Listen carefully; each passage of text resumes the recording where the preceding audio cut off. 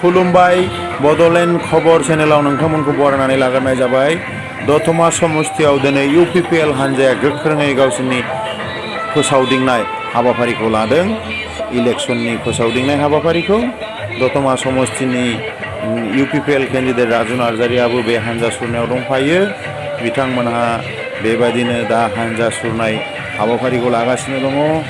बिथांमोनहा हान्जा सुरै सुरै फैनानै उत्तर दतमा गेवलां फोथारावबो मिटिं खुंदोंमोन। लोगोसे बेनिफ्राय फैनानै दतमा हायार सेकेन्डारि फोथारसिम बिथांमोना हान्जा सुरबोदों। मिटिं जोबनानै दा दावहाया भटनि दावहाया दतमा समस्तियाव नुनायाव BPF आरो UPPL जों जागोन आरो बड'लेण्डनि मोनफ्रोम समस्तियावनो नुनायाव BPF आरो UPPL नि गेजेरावनो जागोन बादि नुदों।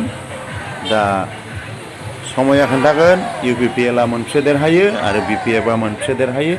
BPF आथ' NDA नि थाखाय बिथांमोना मोनफ्रोम बड'लेण्डनि मोनफ्रोम समस्तियाव बिथांमोना दारायजोबनो मोनाखै। मोनब्रै समस्तिखौ बिथांमोना BJP नो हगारनो गोनां जादों गावसोर जेसे आरो UPPL आ खिन्थु बड'लेण्ड ओनसोलनि मोनफ्रोम समस्तियावनो गावसोर दारायजोबदों आरो UPPL आ बड'लेण्ड ओनसोलनि बायहेरायावबो बिथांमोना केन्डिडेट फसंदों।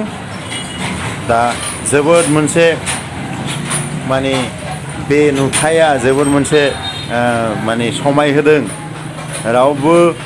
रावबो रावनिबो खम नङा। UPPL आबो BPF आबो बेखौ नुनो मोनदों। मानोना दिनैनि बे हान्जा सुरनायावबो UPPL जों गोबां रायजो राजाफ्रा ओंखारफादों आरो बे हान्जा सुरनायाव दतमा समस्तिनि केन्डिडेट राजु नार्जारि बिथाङाबो दङ। नोंथांमोना नायलांदो आरो जोङो नैबेखौ नुहुरदों जे दतमा समस्ति बिदिनो गसाइगाव समस्ति बावखुंग्रि समस्ति बेनिफ्राय क'क्राझार समस्ति बेबादिनो गसाइगाव समस्ति हरबजरा समस्ति बेफोराव UPPL आरो BPF नि सापर्टारफ्रानो दङ। दा बेवहाय बे मोनबा समस्तियाव